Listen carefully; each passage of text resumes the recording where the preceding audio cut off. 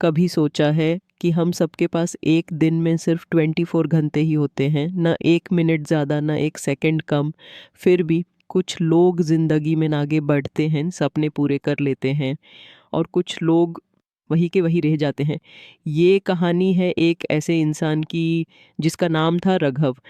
रघव एक average middle class लड़का था। मुंबई के एक छोटे से फ्लैट में रहता था। रोज़ सुबह 9 बजे ऑफिस जाता, शाम को 7 बजे घर लौट आता। जिंदगी एक मशीन की तरह चल रही थी, ना कोई एक्साइटमेंट ना कोई पर्पस। एक रात जब वो थका हारा घर लौट रहा था, उसने ट्रेन में एक बुजुर्ग आदमी को देखा।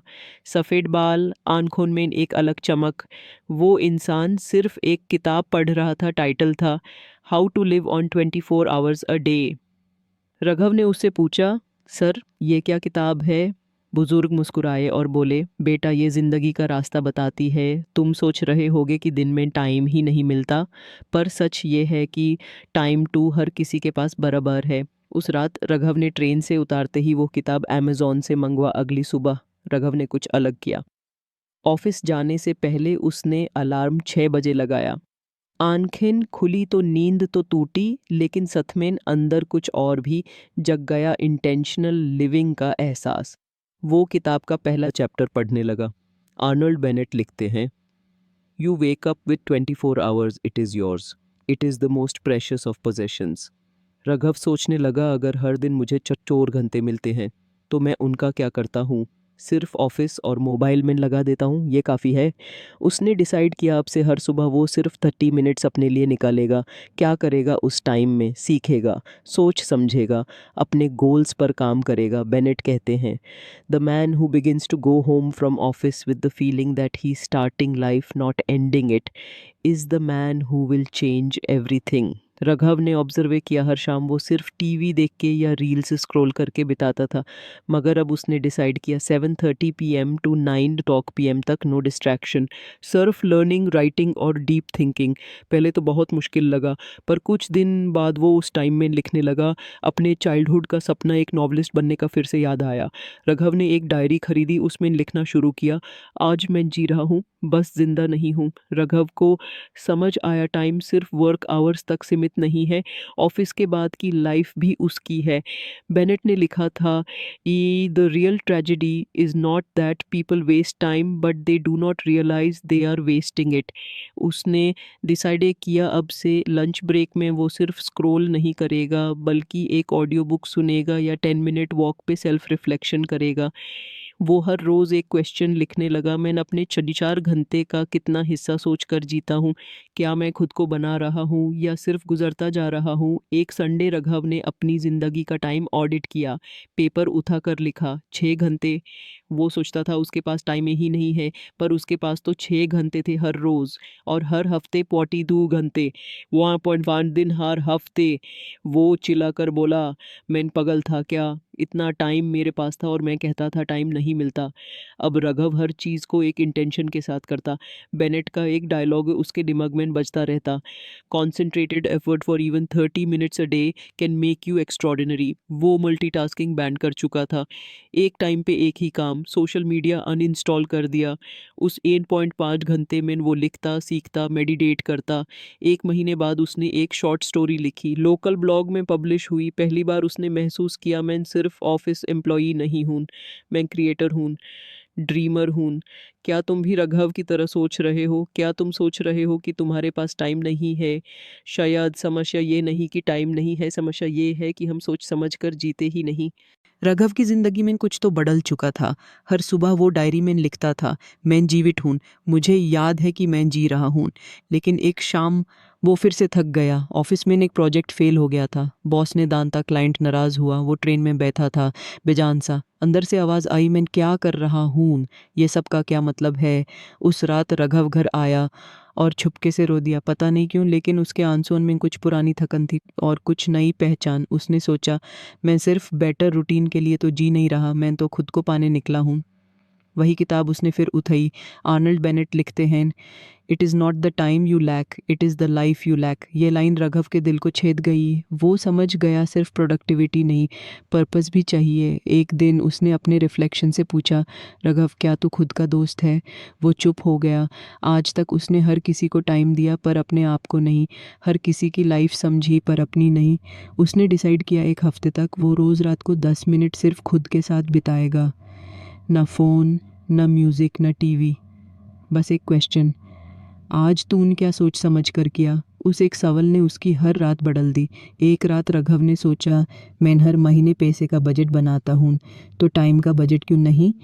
उसने टाइम को पैसा समझकर चलाना स्टार्ट किया और ज़िंदगी में क्लैरिटी आने लगी।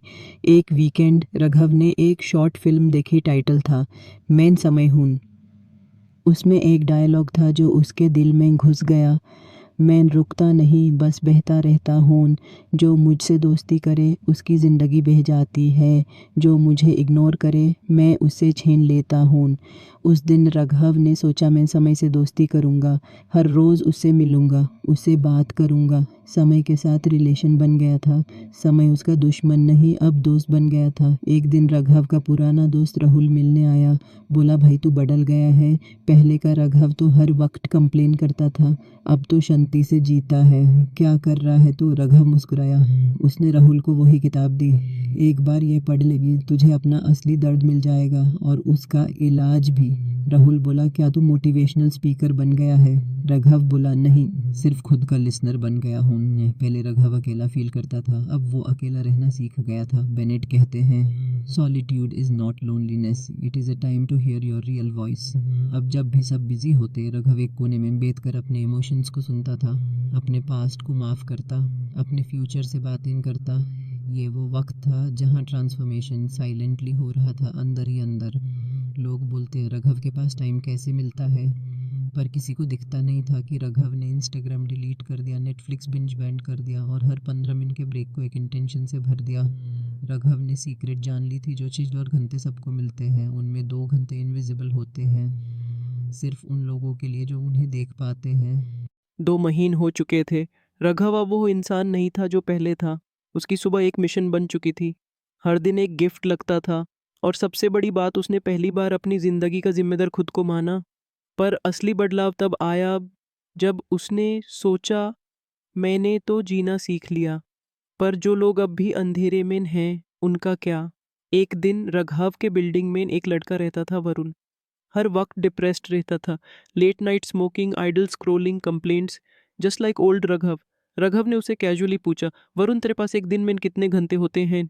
वरुण हंसा, भाई क्या जोक मार रहा है, सबके जैसे 24 ही होते हैं ना। राघव ने बोला कि तो फिर तू जीता क्यों नहीं, सिर्फ गुजरता क्यों है?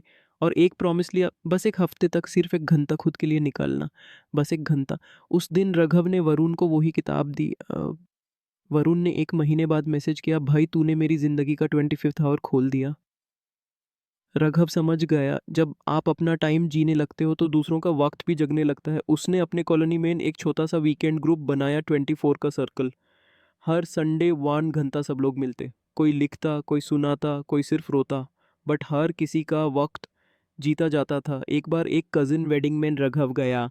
वहाँ एक अंकल ने कहा, बेटा तू कुछ काम करता है या सिर्फ डायरी लिखता है? सब हंसी में उड़ गए, पर राघव चुप रहा।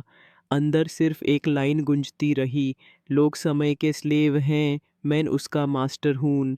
मैं काम नहीं, जिंदगी करता हूँ।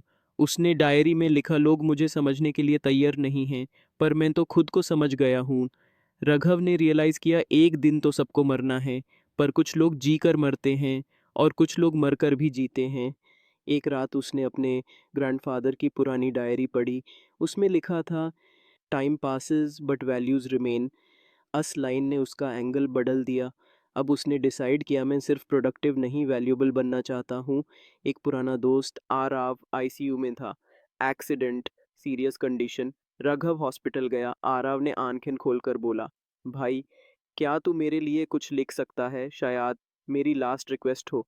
राघव ने उसके लिए एक लेटर लिखा जिसमें सिर्फ एक मैसेज था, आरव, तेरी जिंदगी एक ही दिन में बदली थी जब तू पैदा हुआ था, और एक और दिन आएगा जो सब कुछ ख़त्म करेगा। बीच के दिन तू इनको कैसे जीता वही तेरा असली स्टोरी है। आरव रो पड़ा। और कुछ दिन बाद मिरेकल हुआ। रिकवरी स्टार्ट हो गई। डॉक्टर्स बोले होप सेव्ड हिम। एक पुरानी ईमेल खोली जिसमें उसका खुद का लिखा नॉवल का ड्राफ्ट था। 5 साल पुराना। एक दिन रघव खुद से टकरा गया। वो लिखता था पर कभी कंप्लीट नहीं किया। क्या वो वक्त चला गया? उसने बेनेट की लाइन याद की, वो you can turn over a new leaf every hour if you choose. उस रात उसने वो नॉवल फिर से खोला। लिखा, चैप्टर 1, मुझे माफ़ कर देना वक्त, अब मैं तैयार हूँ। हर घर में एक घादी होती है। रघव के घर में अब दो थी, एक वॉल क्लॉक पे और एक मी क्लॉक, जो सिर्फ तब चलती थी जब वो जीवित महसूस करता था। वो हर रोज़ उस घादी को देखता और सोचता कि आज इस घादी ने क्या पाया था चेतू। और रात को सोचता, अगर आज मेरी ज़िंदगी का आखिरी दिन होता तो क्या मैं खुश होता। रघव एक बार गोवा चला गया, फ़ोन बिना ले जाए। वहाँ समुंदर के किनारे 4 घंटे बिताए, ना फ़ोटो न स्टोरी न पोस्ट, सिर्फ उस वक्त को जीने में। मुझे दुनिया के लिए प्रूव नहीं करना, बस खुद से मिलना है रोज़। 3 महीने बीत चुके थे। रघव का जीवन बदल चुका था। नहीं, वो रिच नहीं बना, फेमस नहीं हुआ, पर वो एक ऐसी चीज़ बन गया जिसका मोल नहीं जिंदा इंसान। उसका फेस काम था, आंखों में क्लैरिटी थी और डायरी में एक आखिरी पेज खुला था। अब जीवन का मकसद सफ है, मैं वक्त का शिकार नहीं, उसका सेवक हूँ। राघव ने अपनी कहानी लिख दी थी, 178 पेजेस।